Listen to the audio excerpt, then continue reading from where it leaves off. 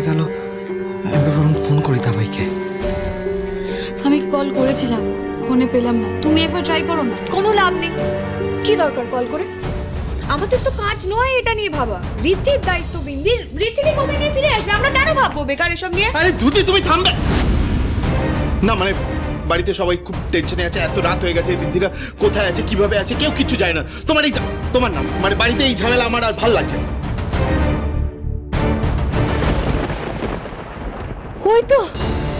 হয়তো বিন্দি এসে গেছে। আমি ঠিক জানতাম বাবা জীবন আমার মেয়েটাকে ফিরিয়ে আনবে। বিন্দি, ওমা তোর কি করে এরকম হলো রে? কপালে চোট পেয়েছিস যে দেখছি, খুব লেগেছে বুঝি? তুই ঠিক আছিস? তেমন কিছু হয়নি, চোট লেগেছে, ফার্স্ট এড দিলে ঠিক হয়ে যাবে। বাবা তুমি বিন্দিকে নিয়ে ঘরে যাও। স্যার আমি ঠিক আছি, কিচ্ছু লাগবে না, আপনি তো ব্যস্ত। ঠিক আছে মানে কি? হ্যাঁ ঠিক আছে মানে কি? এতখানি চোট লেগেছে, বাবা জীবন তো ঠিক কথাই বলছে।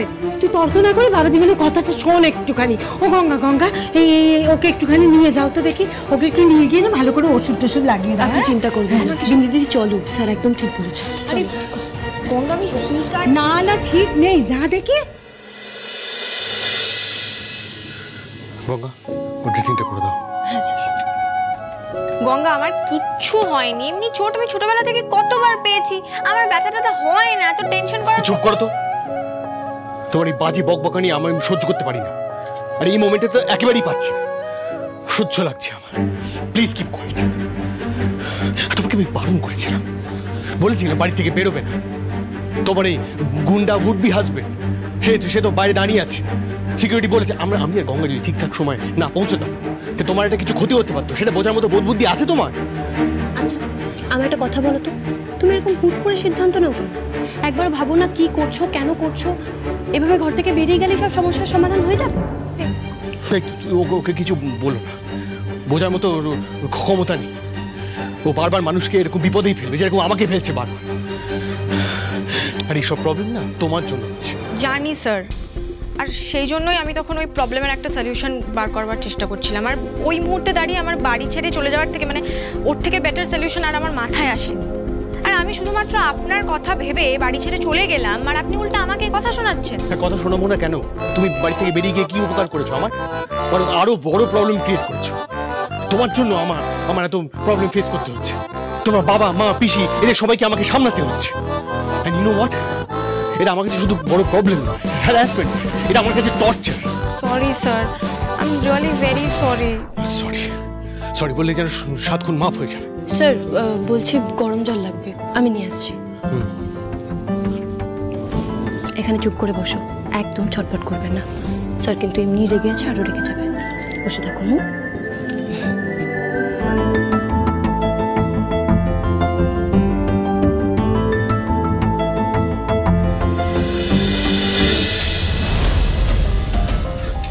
আপনি বাবার ঘরে ছিলেন না? বাবা কোথায় জানেন? আর আপনিই বা কোথায় ছিলেন? বাড়িতে দেখতে পাচ্ছিলাম না। হে ভগবান, ঈশ্বরবাবু যদি একবার জানতে পারেন যে স্যার নিজেই গিয়ে বিন্দি দিদিকে ফিরিয়ে নিয়ে এসেছেন, আর এখন স্যারের ঘরে বিন্দি দিদির ফার্স্ট এড করছিলাম আমি, তাহলে উনি আবার রেগে যাবেন, আবার বাড়ি ছেড়ে চলে যাওয়ার কথা বলবেন। এবার আমি কি করে সামলাই? স্যার ঘরেই আছেন, আমি এক্ষুনি দেখে এলাম। আসলে আমিও স্যারকে খুঁজছিলাম, উনি একটু আগে ছাদে হাঁটতে গেছিল, তাই হয়তো আপনি দেখতে পাননি। বলছি অনেকটা রাত হয়ে গেছে তো, আর বাড়িতে এত অশান্তি হয়েছে, স্যারের মনটা ভালো নেই, তাই এখন একটু ওনাকে রেস্ট নিতে দিন। আমারও আর এই বিন্দির ব্যাপারে কথা বলা, এই প্রবলেমটার সাথে ডিল করার মতো এনার্জি নেই এখন। তার চেয়ে কাল সকালেই বরং বাবার সাথে কথা বলবো। আপনিও বাবাকে রেস্ট নিতে দিন আর নিজের ঘরে যান।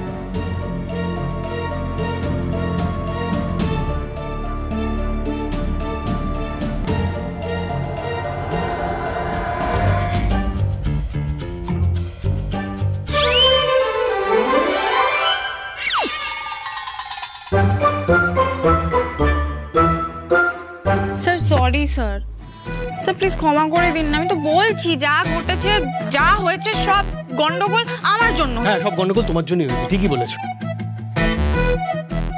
আর এগুলো হচ্ছে আমার কথা না শোনার পর। এই যে এত ঝুড়ি ঝুড়ি মিথ্যে কথা বলো, এই সেটার ফল এবার ভোগো।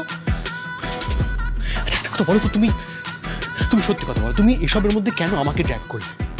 আজ তোমার জন্য, এইসব গন্ডগোলের জন্য আমার পুরো পরিবার, আমার ছেলে আমাকে ভুল বুঝছে, আমাকে হিউমিলিয়েট করছে, সেটা দেখতে পাচ্ছ না? জানি স্যার, আর আমি রিয়েলি সরি। আপনি আমায় একবার বলুন, আমি সবাইকে সব সত্যিটা জানিয়ে দিতে রাজি স্যার। হ্যাঁ, সব সত্যিটা জানিয়ে দিতে। আর তোমার পিসি, ওনাকে কি বলবো? আরে যে তোমার বাবার পছন্দ করা যে হবু বর, কিন্তু গুন্ডা, সে বন্দুক নিয়ে একেবারে দাঁড়িয়ে আছে, তার কি ব্যবস্থা করবে শুনি? 7 দিন স্যার, আপনি আমাকে 7টা দিন সময় দিন, তারপর বিন্দি আপনাকে কথা দিচ্ছে যে ও সব ঠিক করে দেবে। সেটা যদি না হয়, আমি নিজে তোমার বাবা মার কাছে গিয়ে সব সত্যিটা বলে আসবো। ফাইন, রাজি আমি, ডিল ডান একদম। আমি যদি 7 দিনের মধ্যে না পারি, নিজে গিয়ে আমার মা বাবার। এই, এটা কি হচ্ছে? হ্যাঁ, এখানে উঠে পড়তে বলেছি? তোমাকে এই ঘরে আসতে বলেছিলাম কারণ তোমার মাথায় চোট লেগেছে, আমি গঙ্গাকে বলেছিলাম ফার্স্ট এড লাগিয়ে দিতে। তারপরে তুমি বলিনি যে আমার খানে শুয়ে পড়ো। যাও, তুমি এখান থেকে যাও, আর একটু আমাকে একা থাকতে দাও।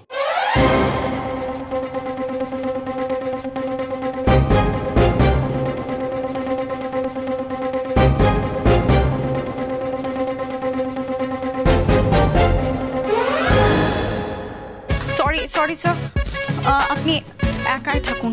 এমনিতেও এই খরচের সাথে বেশিক্ষণ থাকলে আমাকে জ্ঞান দিয়েই মেরে ফেলবে।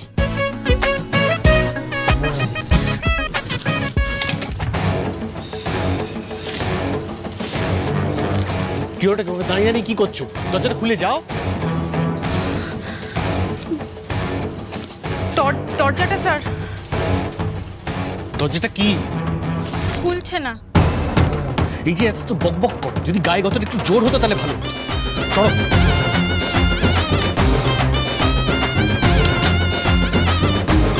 দরজাটা কি বন্ধ করলো?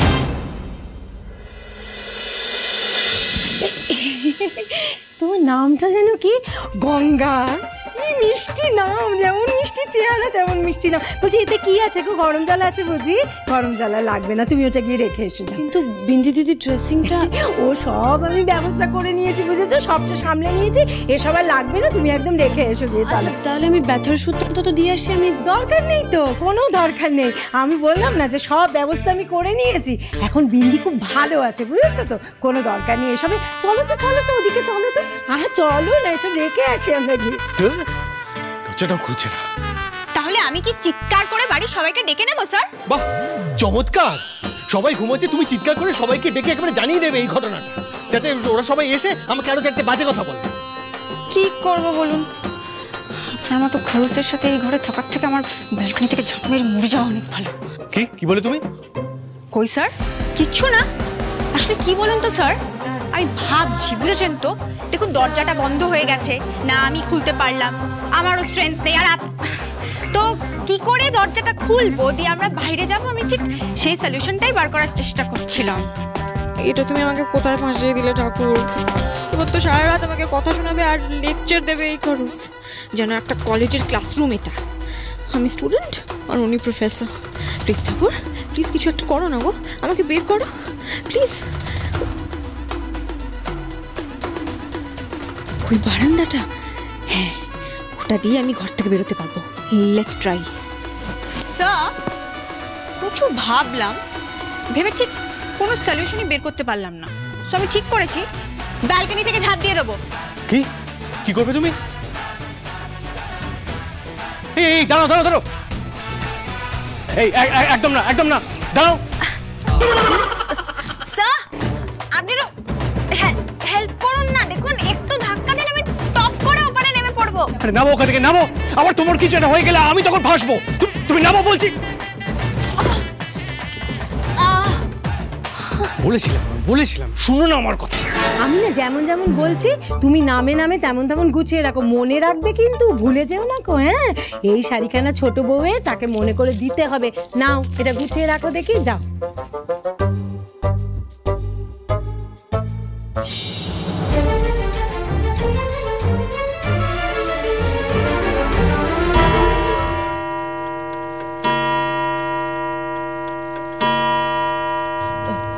এবার আমি যাচ্ছি।